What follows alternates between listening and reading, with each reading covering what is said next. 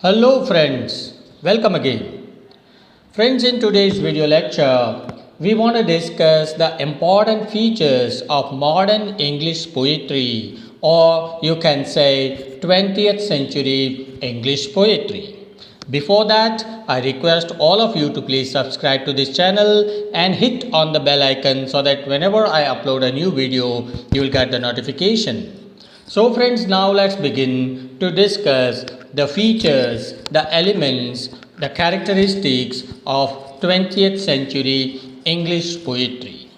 Friends, before 20th century, if you examine English literature, it was the period of Lord Alfred Tennyson, Robert Browning, Charles Dickens, Thomas Hardy, and so many others. That means I'm talking about the Victorian era, 19th century English literature. If you read 20th century English literature, and then you will find a sharp contrast between the 19th and 20th century English literature. And that is the reason why, many critics and scholars believed that when Lord Alfred Tennyson died after the Victorian era, English poetry had lost its charm. You mark this statement by A.C. Ward, an important critic. A.C. Ward writes that when 20th century opened, Tennyson had been dead 9 years and there was a widespread impression that English poetry had died with him. So Tennyson was considered such an important and outstanding poet of English literature during the 19th century that people believed that after Tennyson, English poetry has no future.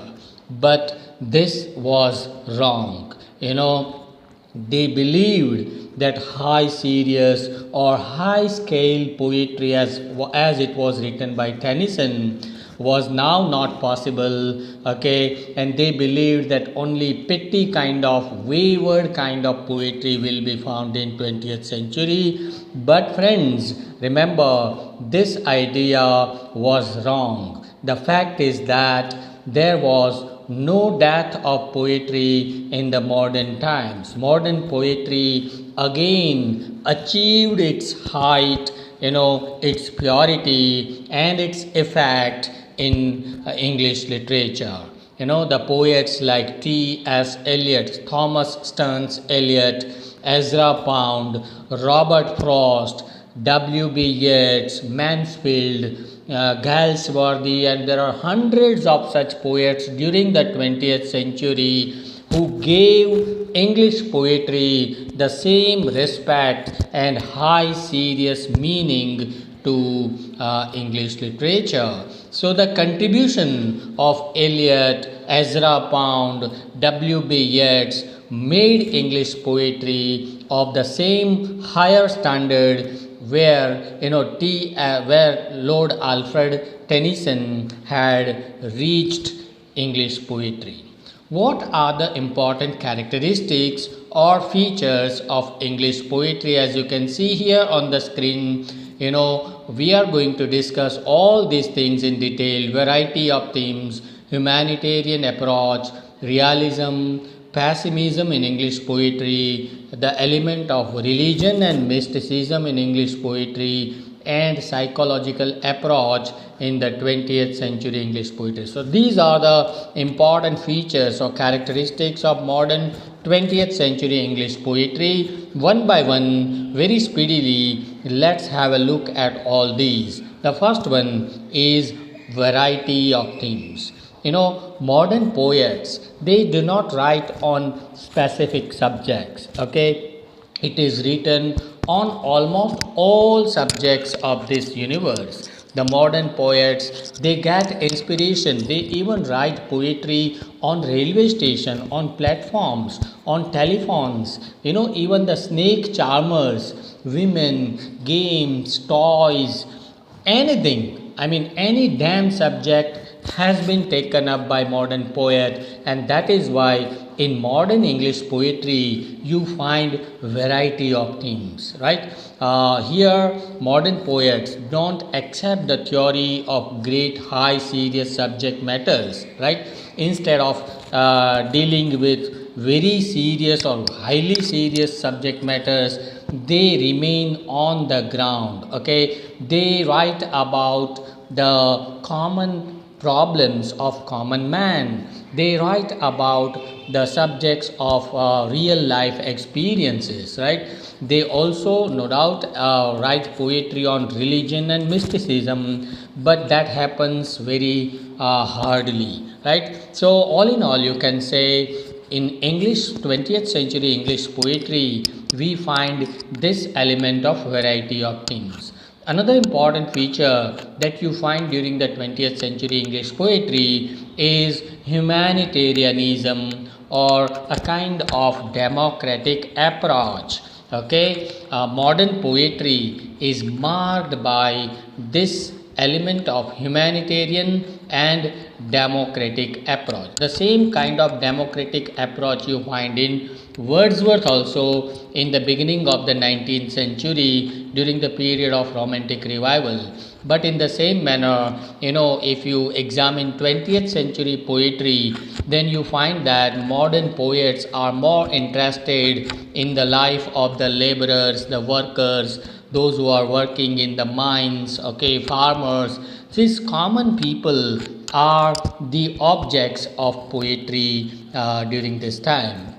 Not only this, the day to day struggle and conflict of the common modern man is reflected realistically in modern times, right? Here, the poets have shown their sympathy for the poor people, for the downtrodden people, those who are devoid of facilities and comforts. Such people are sympathized by the poets, by the modern poets in English literature.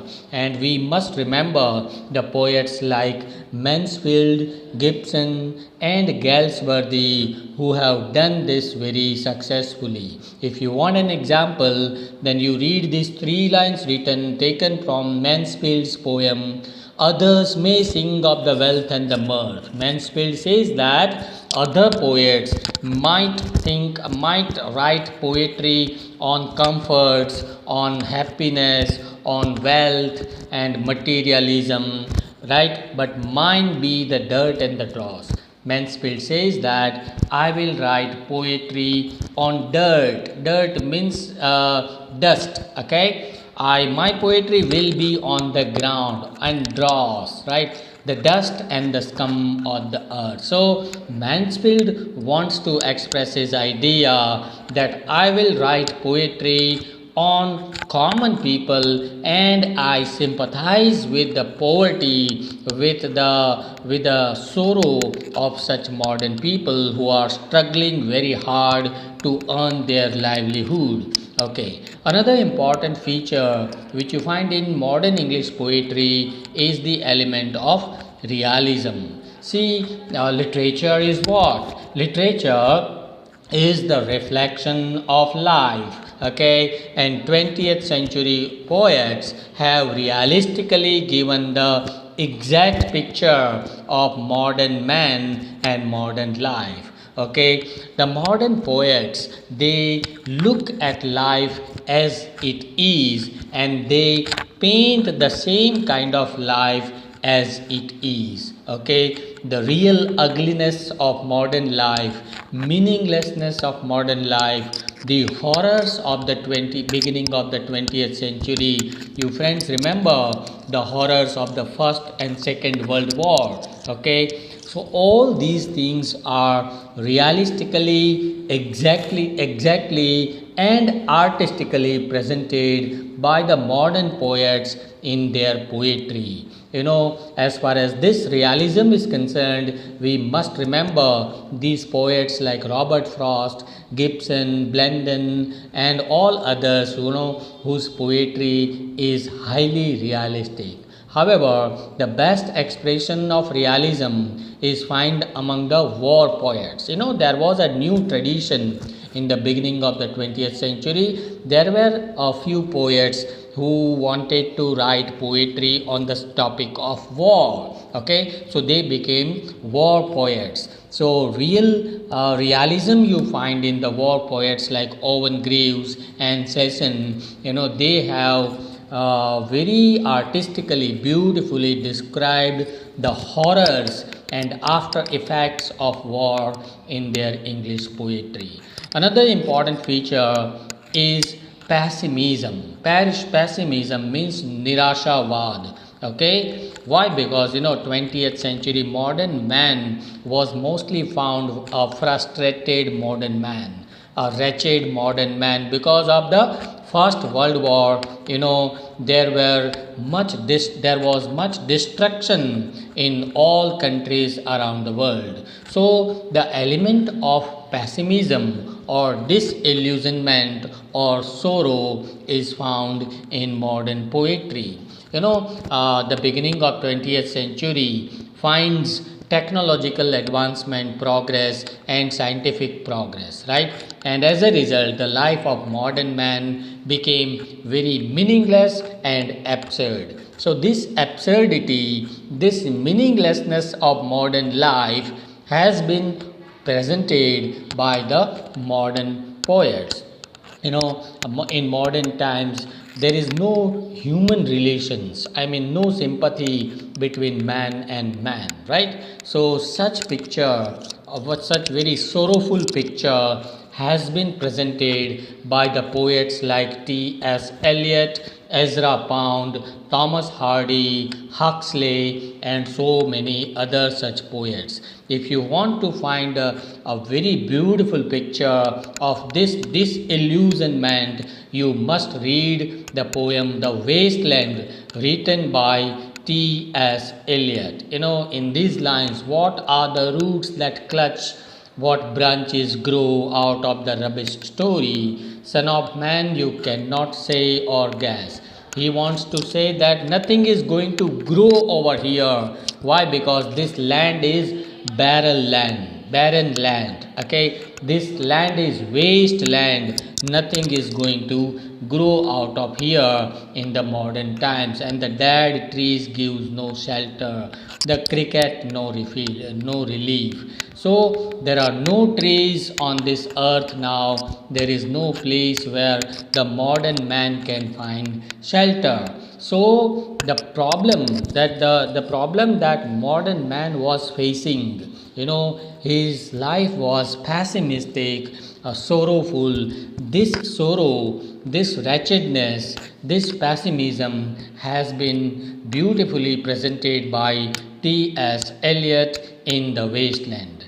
Another important feature is religion and mysticism. In the beginning, we discussed that in modern poetry there is a variety of themes. Okay, the poets write on very simple subject matters of railway platforms, on toys, on children, on women. But remember, friends, at the same time, there were some poets like G.K. Chesterton, Francis Thompson, W.B. Yeats, and others whose poetry is full of mysticism. So religion and mysticism were also these two topics on which some of the poets were very much interested and they wrote poems. Okay, their poetry keeps us alive as far as the interest of the readers is concerned. Okay, Thompson's poems, The Hounds of Heaven, Chesterton's poem, The House of Christmas, these are highly full of mysticism and religion. And the last important feature of English poetry during the 20th century is psychological approach. Friends, we know that the beginning of 20th century was actually the development of psychology. Sigmund Freud and others, such psychologists, they developed and they presented a new concept of psychology, new concept of human mind and all. Okay, so with the development of psychology, it influenced English poetry also. the modern poets, they dive deeper into the inner psychology of modern man, and they tried to express the subconscious mind, the subconscious thoughts of modern man in their poetry. Eliot and Ezra Pound, they are found sometimes very difficult to understand. Their poetry is highly difficult to understand just because they have given the expression of the psychological reality of modern man. W.J. Long. Now, who is W.J. Long? W.J. Long is an important historian of English literature. He has written the history of English literature. He has written these lines. You read this line, we feel that much poetry is very difficult and that it does not always repay the labor involved. He wants to say that when you read 20th century English poetry, you find it very difficult to understand. In working it out in the last 100 years, the complexity has been more and more. If you compare modern poetry, 20th century poetry with the previous 100 years, you find that this poetry is highly difficult to understand. So, Long also is of the opinion that 20th century poetry is little bit obscure by nature. Why?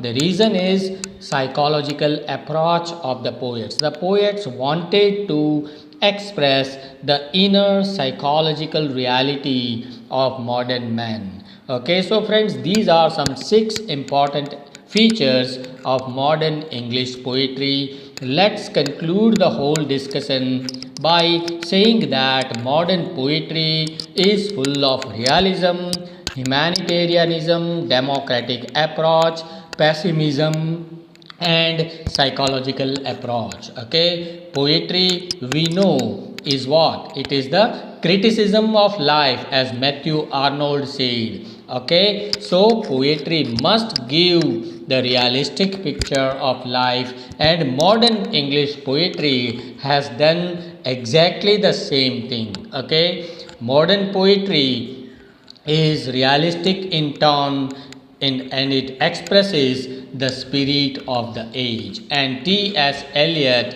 has been considered as the most dominant modern poet of the 20th century. We conclude this by one statement by W.J. Long. W.J. Long says that the poetry of the 20th century is less vague, less verbose, and less eloquent. I mean, the language used by the poets during the 20th century, simple language. They do not believe in verbosity. Verbosity means use of highly phraseological kind of difficult words. No, that you do not find here. Okay, it has set before itself an ideal of absolute simplicity and sincerity. So W.J. Long wants to say that in modern poetry you find these 2 beautiful virtues, beautiful qualities, simplicity and sincerity. Okay, so friends, here we end up this lecture. If you have any doubts or questions on this topic, do write to me in the comment section of this channel, and please do share the video among your friends and classmates. Thank you very much.